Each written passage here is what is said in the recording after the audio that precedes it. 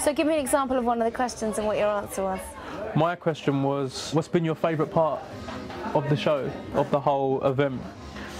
And I just basically said, probably the best part was meeting all those new people, you know, meeting 90 girls, meeting all the new guys, getting to know them all, making good friends out of it.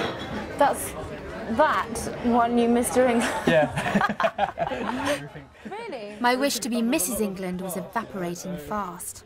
After that was swimwear. Into the trunks, out on stage, a funny little dance in. What was the funny little dance? I was hoping his dancing would give me something to be impressed about. Feet together one side, clap, feet together the other side, clap, and then that was it. So I mean, right. That's impressive, and right? That's all it took.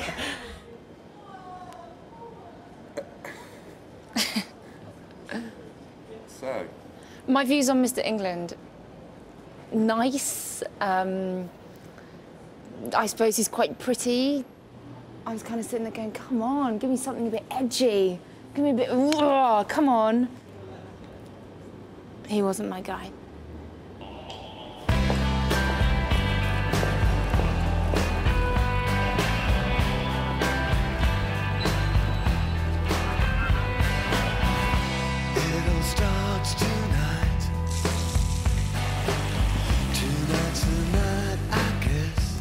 I was gutted. I'd really hoped the judges of the Mr. England contest would have at least come close to selecting the man of my dreams. If only I'd been on the judging panel. And then it struck me. It all made sense. It all makes sense. I knew exactly what I had to do to find my perfect man. I would create my own contest. Are you the perfect man? Could this be your perfect woman? The Mr. Dawn Porter contest. I've basically come to the conclusion that I can't sit around and wait for this thunderbolt forever. So I'm going to round up a bunch of guys and judge them on all the attributes that are really important to me, and hopefully that's going to lead me closer to finding my perfect man.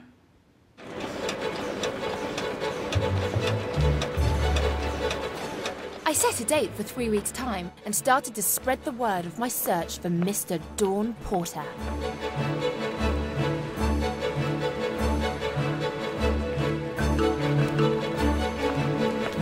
What I needed to do next was work on my criteria for judging the attributes on my checklist.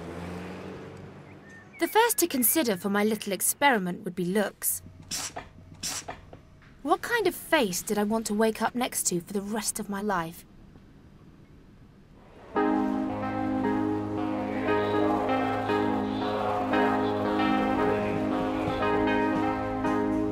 Early morning yesterday,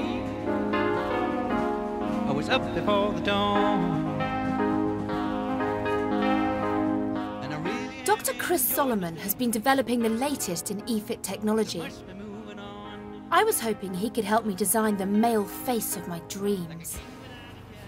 Basically, I'm looking for a particular man. Right. But I'm not entirely sure if he actually exists or not. I see. The kind of thing that I could use this technology for.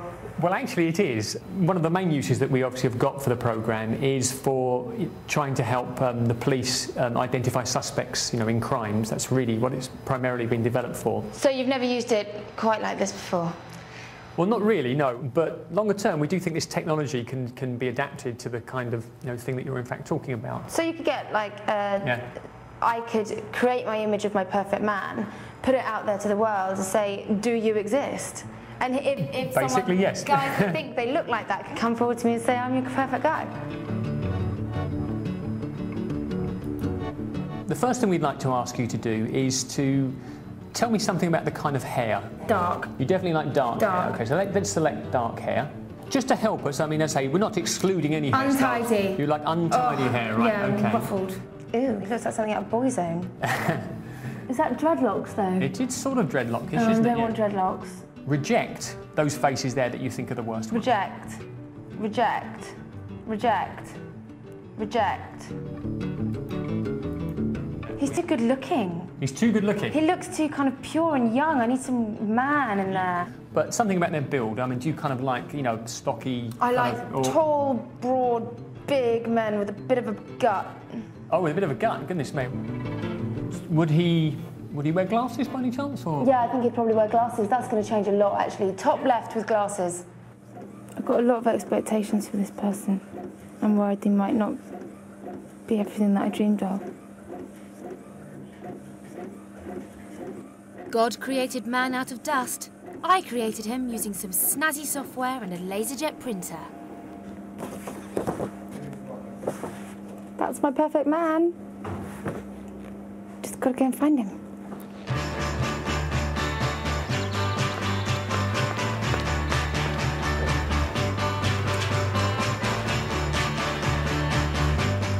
Armed with my mugshot, I hit the street to see if this man, my man, actually existed.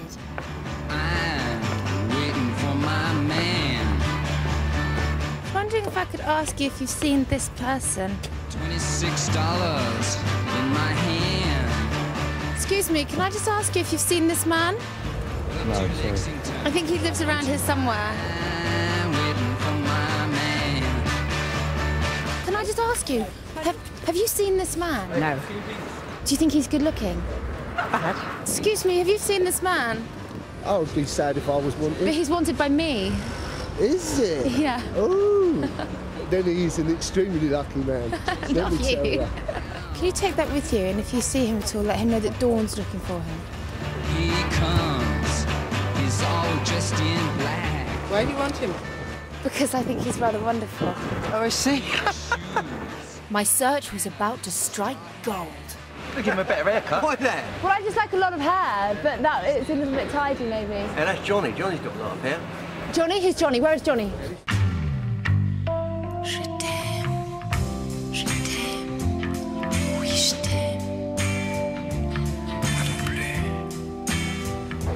Hello, Johnny. Hello, love. Johnny was an amazingly close match. Unfortunately, he was already taken. Typical. On top of this tragedy, several people had commented that my mugshot was rather ugly. See, for me, looks are more about an expression of someone's character as opposed to how perfect looking they are, whatever perfect looking is. I mean, I'm not a supermodel. I look alright, don't I? It's hard not to question where you stand in the looks department. One example of people taking looks extremely seriously is on the blatantly titled dating website Beautiful People, where members are actively trying to avoid mingling with mingers. Basically, if I put my picture on, they're given 4 days to judge whether I'm beautiful enough to become part of the group. And I cannot believe that people would judge on just that. But the only way that I get to actually communicate with these people is if I get accepted. I could do a naked one. It's quite suggestive, isn't it? Oh, God. Once I decided on a picture, This is my favourite.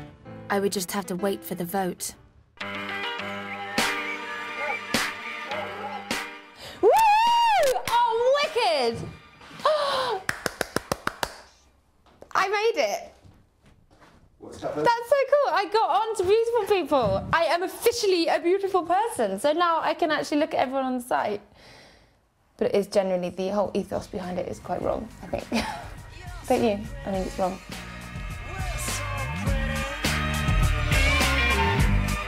Becoming a member meant that I would now be invited to events with other beautiful people.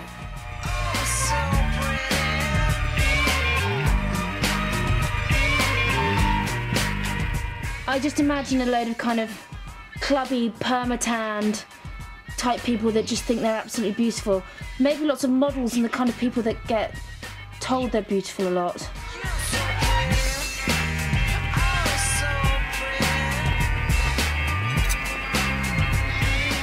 Chuffed my photo had opened up my search to the more beautiful corners of the world, I was a little worried that in the flesh, I might not match up to their high standards.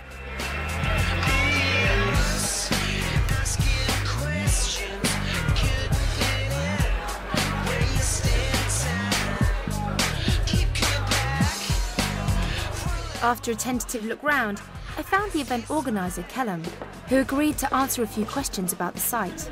Tell me the truth though, do most people get accepted? Honestly, no. There's about 40-something thousand people in the last year that have applied, and I think only 6,000 have got in. Really? So it's quite elite. Yeah. You know, looks is important, but it's certainly not the be-all and end-all. So Right. I don't know if I would go on a site that's specifically based on people's looks.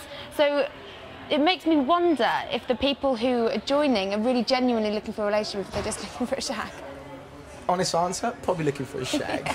It makes sense, but then hey, out of a shag probably comes true love, because you never know. I mean, you know what they say as well, you've got to road test before you buy. Fair enough.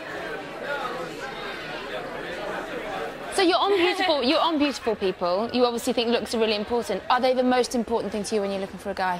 No, I don't think it is at all. I think it's more of a thing that you want to be on it, so you kind of do it and then you get on it, it's like great. But you need to get to know somebody, and I think the internet is very shallow, generally. You know, when you meet people, it's instantly looks. You're not going to look at someone and go, bye, you look like you've got a beautiful personality. At least not in the first 30 seconds. Where would you rate yourself from 1 to 10 on beautiful? Oh, well, I don't know. I feel quite good, maybe about an 7.5, 8. Fuck off. All right, give me a 10. No, maybe an 8. Kellum was particularly anxious that I met his friend, Jamie. Okay, apparently this is one of the top guys on Beautiful People, so looking forward to meeting him. Would you like to come in? Come talk to me. So tell me, how important are looks to you when you're looking for a girlfriend? Really important. I'm really shallow. The most important thing?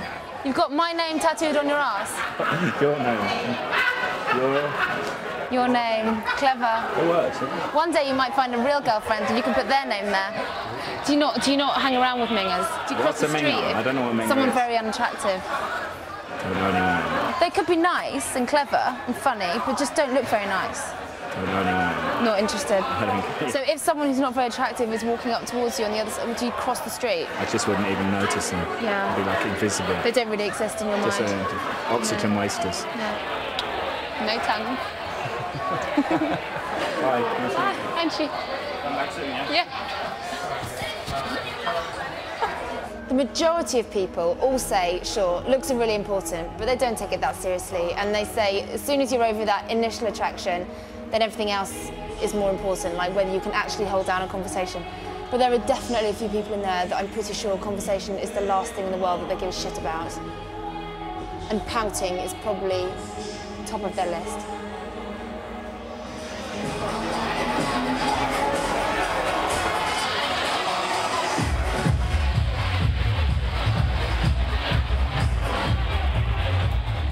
Looks were now feeling lower in priority than ever before.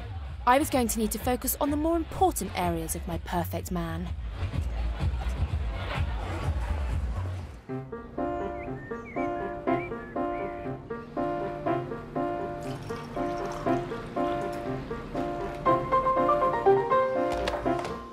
Internet dating is becoming more and more sophisticated, with sites offering personality profiling methods to filter out the trash and put you together with only the most compatible of suitors.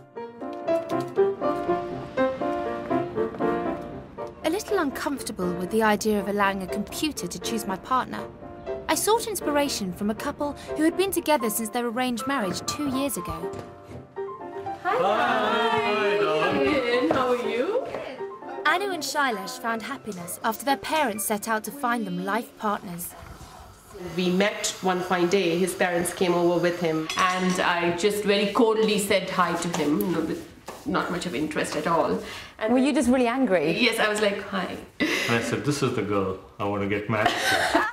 She's rebellious, she's got the spirit. Everyone likes a challenge, that's why, gosh. Yeah. In this type of arranged marriage, the parents are in charge of the compatibility checklist.